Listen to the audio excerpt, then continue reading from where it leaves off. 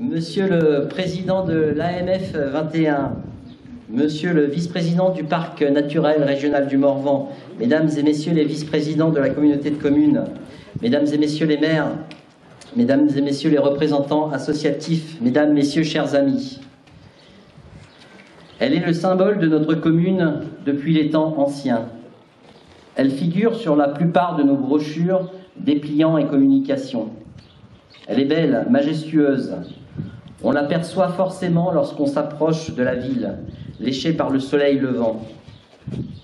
Elle représente la force, porte avec majesté le pouvoir, la puissance et reflète de lointains souvenirs. Elle est le miroir de notre histoire et pourtant, elle a bien failli tomber dans l'oubli, dans l'abandon, dans l'effritement du temps et des éléments. En 2020, nous avons rapidement pris conscience de l'urgence à agir. Et après un examen minutieux de l'édifice, deux options s'offraient à nous. Laisser l'érosion poursuivre son œuvre et ainsi condamner cette tour à une destruction certaine et imminente, ou préserver ce chef-d'œuvre en engageant prestement une restauration d'ampleur. En fervent défenseurs du patrimoine, de notre histoire et de ses valeurs, nous, les élus d'Arnay-le-Duc, à l'unanimité, avons décidé d'engager sa sauvegarde. Nous avons fait le choix de préserver l'avenir de la tour de la Motte-Forte pour les siècles à venir. Prenons à présent un peu de distance. Arnay-le-Duc est à la croisée des chemins depuis des millénaires, avec des vestiges et de nombreux secteurs répertoriés sur son territoire. Elle est également un point de convergence stratégique entre Bibracte, la cité des Éduins à Alésia, située sur la voie antique d'Autun à Langres. Puis, au fil des siècles, l'histoire de notre commune s'est dessinée, s'est construite, puis reconstruite. D'abord probablement sur un habitat léger, provisoire, en bois, puis en pierre. Arnay s'est élevé. De l'hypothèse d'un castrum antique laissant place au château féodal, mêlé à une certaine croyance locale, il apparaît évident que la réalité semble plus complexe et encore incertaine. Puis l'aménagement de la ville s'est inventé autour de cette enceinte fortifiée, de son château féodal. Aujourd'hui encore, en observant Arnay depuis les airs, depuis le ciel, on distingue clairement l'accompagnement des constructions sur les pourtours de cette place forte. Avec le temps, certaines constructions se sont dégradées pour disparaître.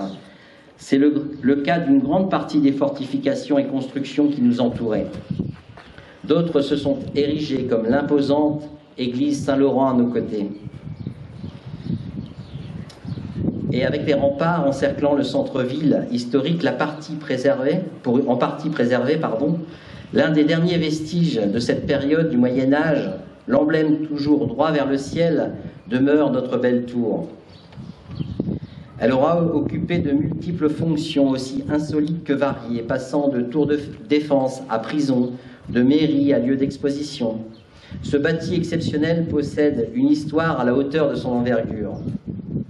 Les études menées avec le cabinet d'architecture Palot, et particulièrement M. Gérard, qui a accompagné ce projet depuis le début, et je tiens à le remercier tout particulièrement aujourd'hui, ainsi que les fouilles préventives opérées par le Centre d'études médiévales d'Auxerre, ont enrichi nos connaissances, les particularités de ce bâtiment, les méthodes de construction et plus largement l'histoire foisonnante de ce joyau.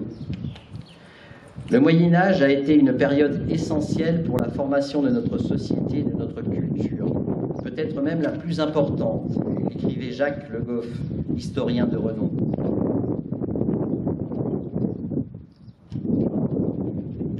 Le vent se lève. Et cette analyse doit nous permettre de mieux comprendre ce qui nous entoure, à construire l'avenir là où nous sommes en nous appuyant sur ce voyage au fil des siècles. On note par exemple la découverte de jambettes en bois sur la partie haute de la tour, laissant supposer qu'il existait un étage supérieur à l'édifice actuel, composé d'un our en bois en encorbeillement. Il n'a pas survécu à l'assaut du temps, à peine un siècle. mais les traces de cette construction sont encore visibles. Toutes ces informations sont consignées dans un rapport d'expertise volumineux qui vous sera présenté en mairie dans les prochains mois pour permettre à chacun d'en comprendre parfaitement les contours, d'échanger et de mieux connaître votre tour. Évoquons à présent un aspect fondamental de tout projet, son financement. Face à ces investissements conséquents, la commune fait appel aux différents partenaires, aux potentiels financeurs. Et dans la notion de faire appel, il faut bien comprendre qu'il s'agit plus exactement d'une bataille fastidieuse pour aller chercher des financements, convaincre de la nécessité du projet, de ses perspectives et obtenir ses subventions. Le montant global des travaux avoisine les 820 000 € TTC, avec un autofinancement à hauteur de presque 270 000 € pour la commune. Une somme financée par la collectivité intégralement sur ses fonds propres, sans recours à l'emprunt. Puis je tiens également à remercier sincèrement l'État, qui est le premier partenaire de ce projet avec plus de 250 000 € et donc un acteur fondamental de cette réussite. Ensuite, nous avons été accompagnés par le département de la Côte d'Or pour plus de 127 000 € et la région Bourgogne-Franche-Comté pour 50 000 €. Un immense merci pour cet engagement à nos côtés, d'avoir permis cette métamorphose. C'est bien la preuve qu'en réunissant les énergies positives, nous parvenons à accomplir des choix audacieux. Je souhaiterais maintenant revenir un instant sur le chantier titanesque accompli durant ces 2 années. À l'hiver 2022, notre belle tour a revêtu son parement composé d'une structure métallique recouverte d'une toile laissant travailler l'imagination de nos visiteurs. Puis les ouvriers spécialisés, les techniciens aguerris, les orfèvres de la restauration sont passés à l'action. Une action coordonnée, millimétrée, débutant avec acrobatie par le montage de cette imposante structure, le remplacement des éléments défectueux, la taille de pierre adaptée parfaitement à leur nouveau logement, les chevrons de chêne aux formes courbées, la taille de chaque tuile de la toiture pour épouser parfaitement la courbe, des ferronneries aux chéneaux, ou encore l'épi de faîtage qui orne désormais la pointe de la toiture. Ce sont de véritables artistes de la rénovation qui sont intervenus durant des mois, des magiciens de la restauration, des ouvriers compétents, expérimentés, fiers de leur savoir-faire.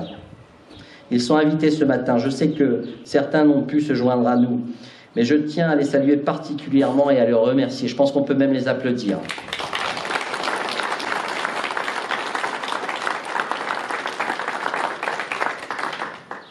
Je joins ces félicitations également à l'entreprise de couverture charpente Pater Robert et Madame Jouchou, qui est ici présente. Elle va pouvoir venir par ici d'ailleurs.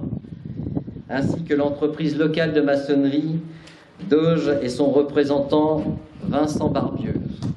Monsieur en retard. Je rappelle. Merci à eux. Je tiens aussi à remercier les agents de notre commune qui ont accompagné ce dossier complexe. L'attractivité d'une commune, d'un territoire repose sur un ensemble de leviers, d'atouts. L'histoire, le patrimoine en font intégralement partie. Nous devons capter ce potentiel en le conjuguant à l'ensemble de nos forces pour écrire l'avenir, nous appuyant sur notre passé en préservant ce patrimoine et en associant les forces en présence, les acteurs du dynamisme, les entreprises, associations, la population et la jeunesse surtout. C'est le défi que nous prenons. La tour ne peut pour l'heure être visitée. Elle sera probablement ouverte dans les mois à venir, lorsque nous aurons obtenu les autorisations et terminé les expositions. Pour l'heure, aujourd'hui, les artificiers seuls y ont accès et demain soir, après le concert à l'église, la tour s'enflammera devant vous. Juste sur l'image, hein, en vrai. Hein. Enfin, j'espère. Vous le savez, nous ne limitons pas ce renouveau à cette inauguration, mais nous profitons pour entraîner notre bourg dans son histoire le temps d'un week-end. De nombreuses animations, démonstrations, festivités vous seront proposées au centre-ville ainsi qu'au parc de l'Arquebuse. Et nous vous y attendons avec grand plaisir. Je tiens donc enfin à remercier chaleureusement l'ensemble de celles et de ceux qui se sont investis durant des mois pour orchestrer cette belle rencontre conviviale. Un immense merci à eux. Je ne puis m'empêcher de terminer mon propos sur ces quelques mots de George Sand, porteur d'espoir. L'avenir peut s'éveiller plus beau que le passé. Alors croyons en l'avenir pour la tour de la Motte-Forte, élément architectural porteur de notre identité et plus globalement pour notre commune, son territoire, et gardons l'horizon de nos perspectives fondées sur le socle de notre histoire. Merci beaucoup.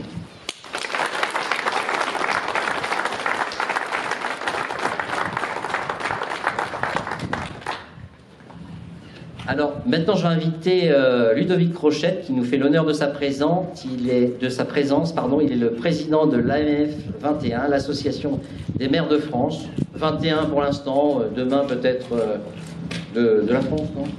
Pourquoi pas? Merci. Très rapidement, le discours ne s'entendra pas, peut-être un peu les cheveux. Très rapidement, cher Benjamin, merci à toi, à ton équipe, déjà pour l'invitation.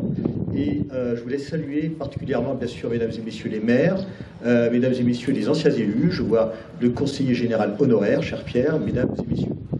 Juste une question et une image. La question, c'est s'il n'y avait pas de commune, qui l'aurait fait? S'il n'y avait pas de commune, qui prendrait le risque de financer à plus de 800 000 € cette opération, avec un reste à charge conséquent, plusieurs centaines de milliers d'euros? Qui aurait souci de l'entretien de notre patrimoine, qui aurait souci d'apporter un cadre agréable tant aux habitants qu'aux touristes? Je crois qu'on a la démonstration aujourd'hui qu'il y a une certitude, c'est que la France ne serait pas la même sans nos communes. On nous dit tellement qu'en France, il y a autant de communes que dans le reste de l'Europe, et bien tant mieux, parce que c'est une force pour nous. Et puis l'image, je pense que cette tour, c'est comme la commune. La commune, elle est solide, elle a des fondations, mais elle est aussi à la fois fragile. Et bien, il faut l'entretenir. Et je pense que le meilleur entretien pour nos communes, c'est la passion pour sa commune, la passion qu'ont les élus, comme toi, comme vous, monsieur le maire, pour votre propre commune, la passion qu'ont vos élus, pour qu'en fin de compte, la commune ne s'effondre pas, que la commune, elle soit toujours un cadre agréable, un cadre qui, en fin de compte, nous rend fiers. Je crois qu'aujourd'hui, on peut être fier de nos communes, fier de ce que vous avez fait, de ce que tu as fait avec ton équipe, et simplement, écoutez, vive les communes, vive la Tour, qu'elles ne s'embrassent pas, mais en tout cas, qu'on ait la flamme au cœur pour cet événement de ce week-end. Merci à vous.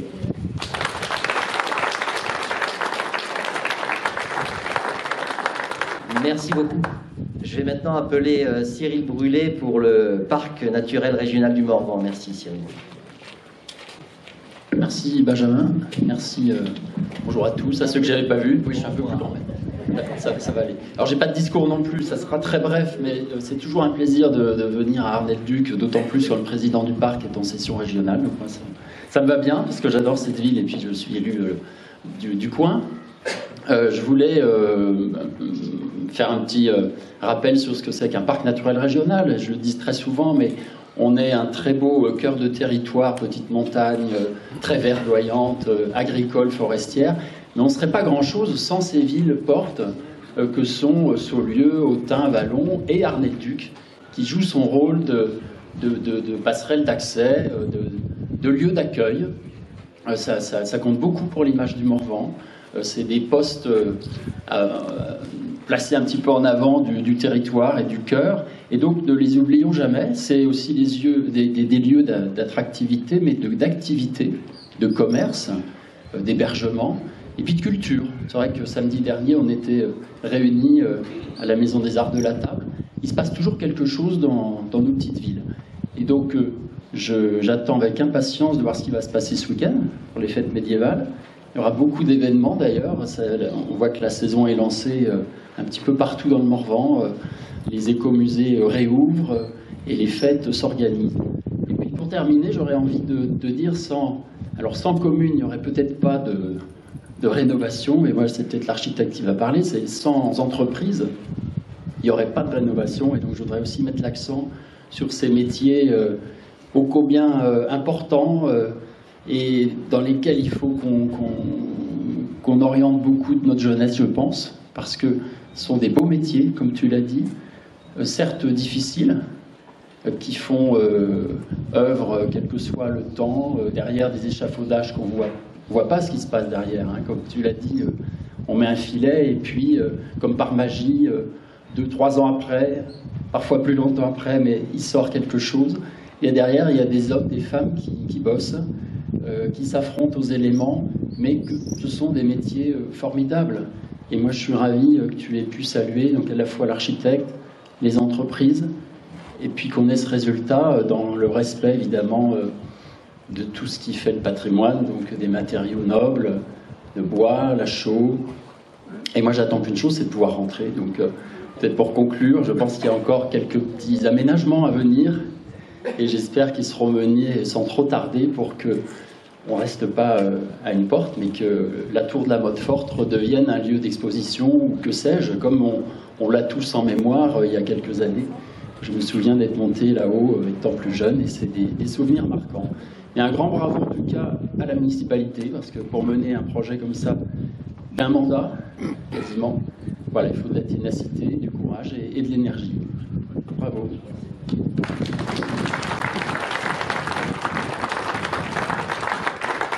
Je redescends le micro.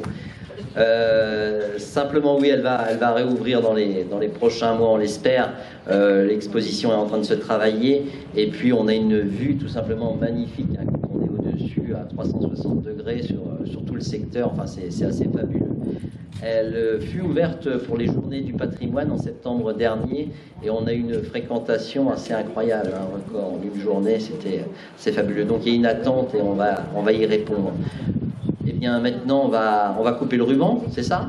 C'est comme ça que ça se passe?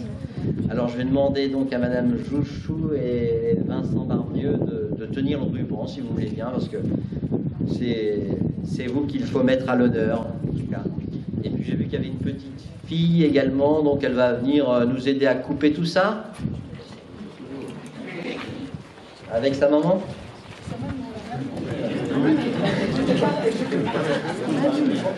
Elle est trop jeune.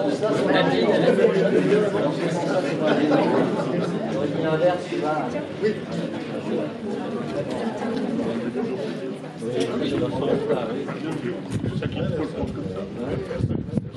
Oui.